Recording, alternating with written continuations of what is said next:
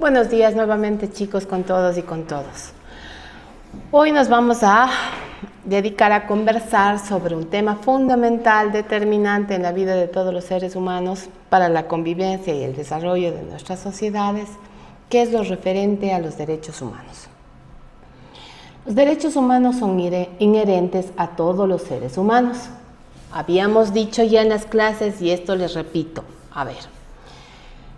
solo los seres humanos tenemos esta protección y estamos obviamente catalogados en nuestra norma fundamental y también de forma internacional hacia la protección de tales derechos.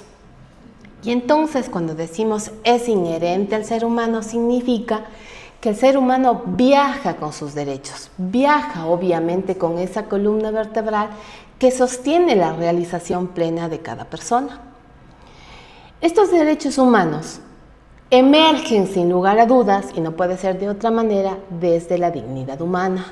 Y la dignidad humana, como decía una de ustedes en clase, es una palabra muy determinante, es la esencia misma. Y completábamos la idea cuando yo decía, la dignidad de un ser humano es como la cédula de identidad, es única, no se puede repetir, ni porque sean familia, ni porque sean hermanos, ni porque sean padres, hijos, amigos, no. Cada persona tiene su propia dignidad, de donde emergen todos los demás derechos humanos. Y en función de esa dignidad, ¿no?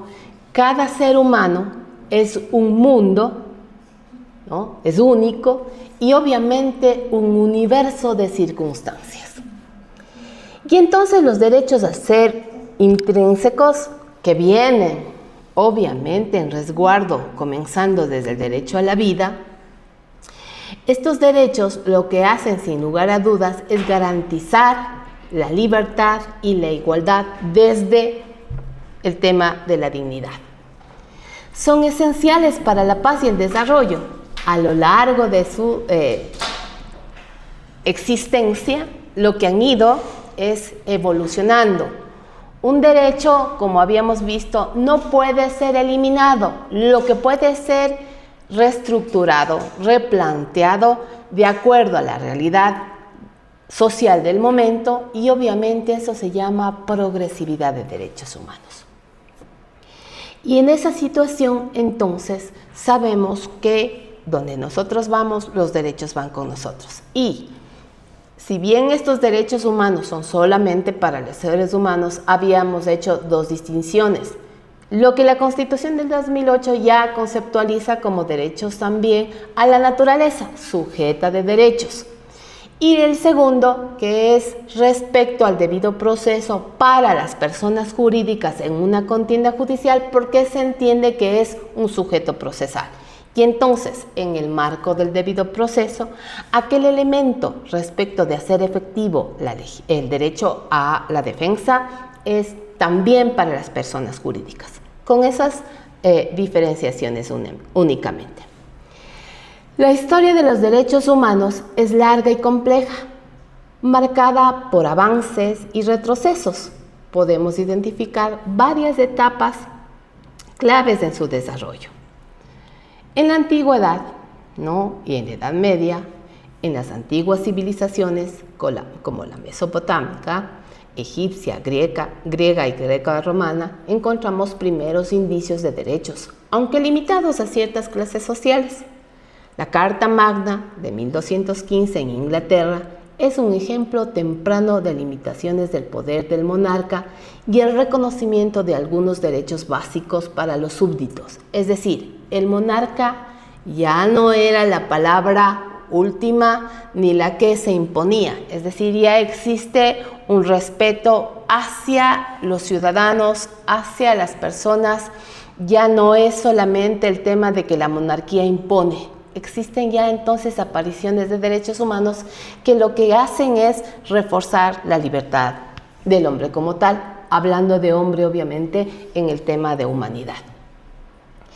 Y entonces esta carta lo que hizo es determinar obviamente que el monarca ya no estaba sino sujeto a la ley, sujeto a una norma, ya no es el que mediante una arbitrariedad hace lo que le viene en gana. tiene ya un ordenamiento, si bien no extenso, si bien no tan amplio, sin embargo, hay normas que limitan, obviamente, el actuar de la monarquía.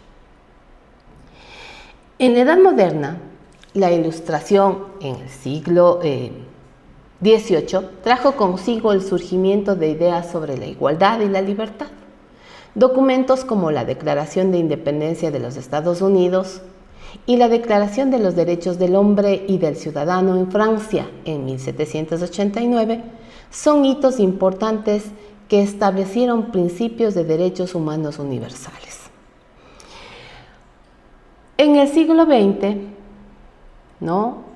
tras las atrocidades de la guerra de 1945, de la Segunda Guerra Mundial, era necesario entonces parar aquella masacre que se dio, parar al genocidio que se presentó, y era necesario entonces ajustar ciertas situaciones en resguardo de las personas. Por eso es que la Organización de las Naciones Unidas toma como bandera aquellos elementos para precisamente empezar a escribir ya sobre derechos humanos.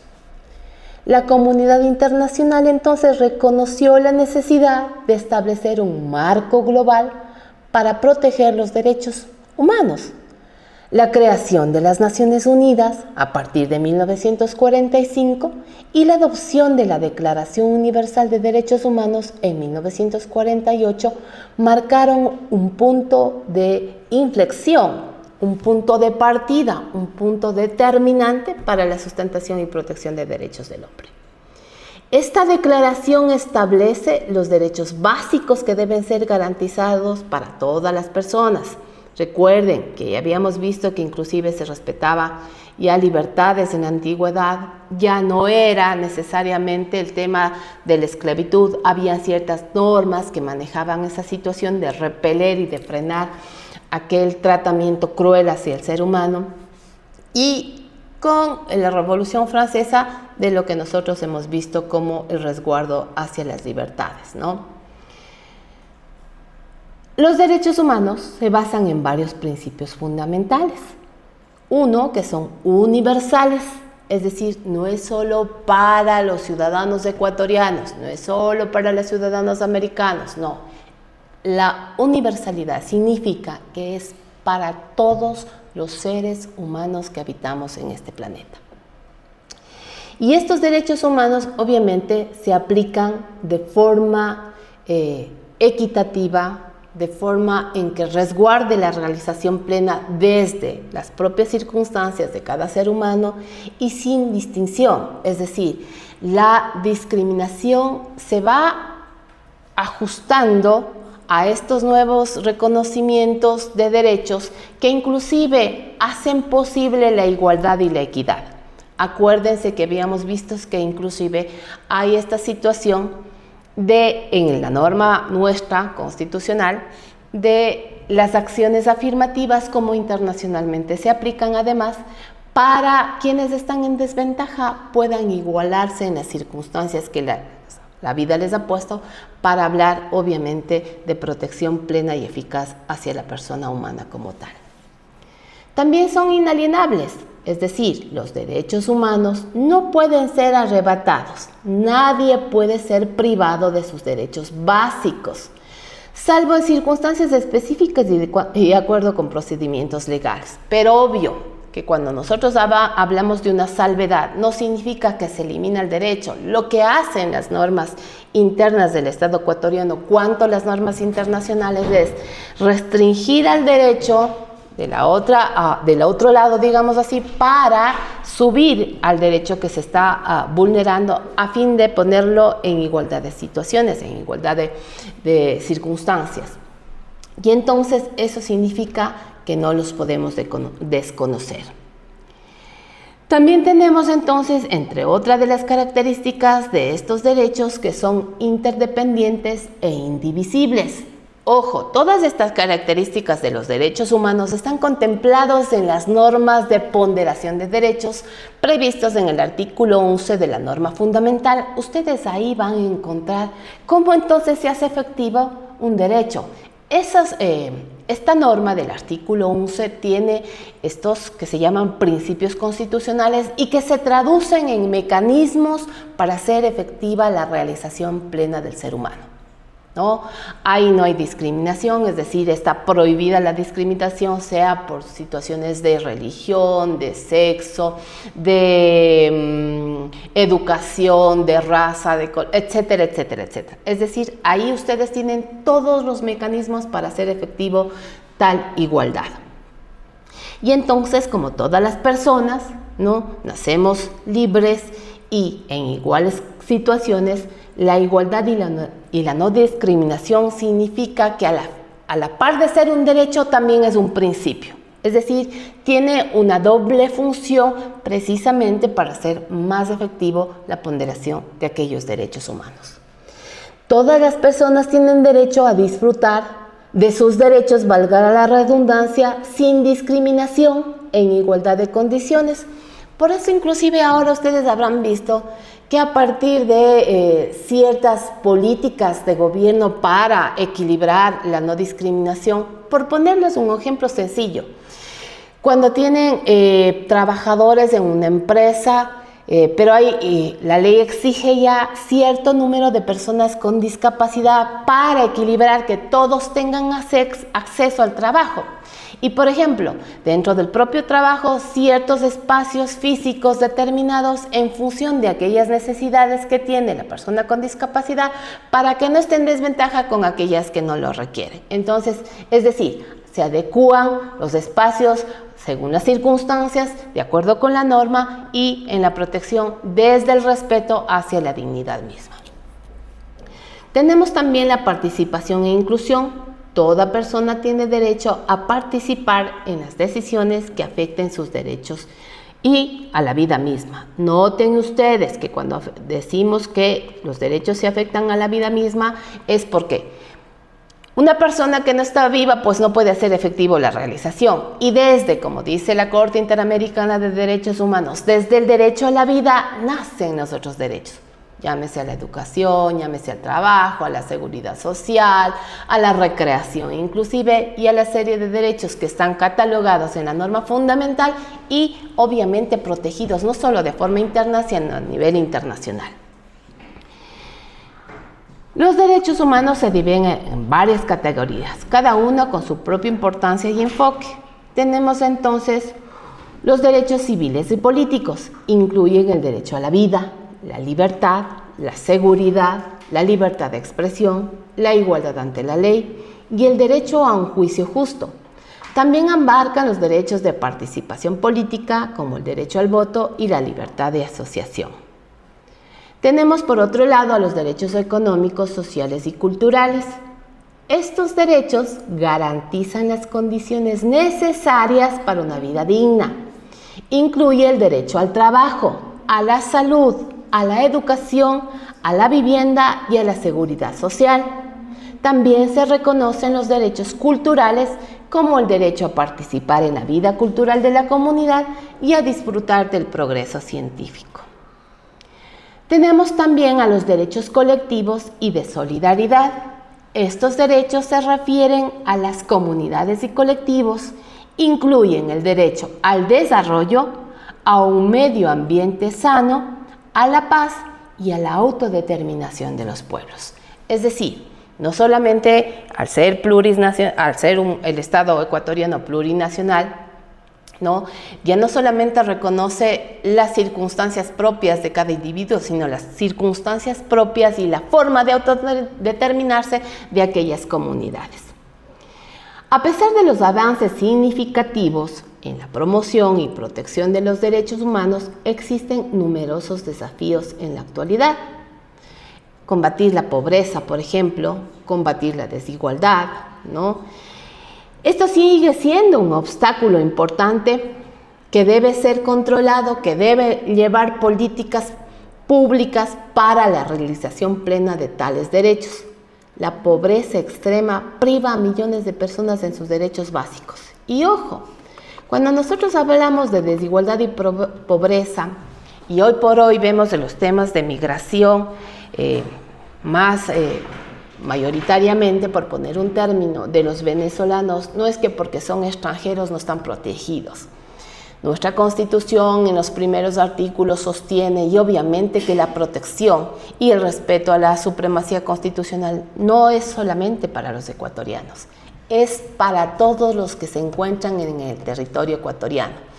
Y si vemos a los niños en las calles, de forma mayoritaria, a los hijos de los extranjeros, con los problemas de los venezolanos, eso no significa que estén sueltos. El Estado tiene la obligación de dar la respuesta frente a esa norma fundamental, que además todos somos sujetos de derechos del mundo y por tanto todos estamos protegidos en igualdad de condiciones. Pero, ¿cuál es el tema? Nos hace falta políticas públicas para afianzar toda esa protección integral. En los conflictos armados y en la violencia también, ¿no? Y el terrorismo continúa afectando a millones de personas en todo el mundo, violando sus derechos y los principios fundamentales, esos valores previstos en la norma interna y en la norma supranacional. Cuando yo digo supranacional, estamos hablando de normativa internacional. Hoy por hoy estamos viviendo en el Estado ecuatoriano un tema de seguridad pública. La seguridad no es óptima, necesitamos más formas de tutelar aquella seguridad. Y esos conflictos armados, esa violencia, ha generado obviamente un quebrantamiento de que la realización plena de todos sus ciudadanos en cuanto a derechos humanos sea efectivamente plena. Aquello está inclusive llevándose a través de ciertas políticas que aún falta caminar para poder advertir qué es la mejor forma, cuál es el mejor mecanismo para hacer efectivo la vida en paz en sociedad. Eso fue además uno de los compromisos cuando firmamos el contrato social.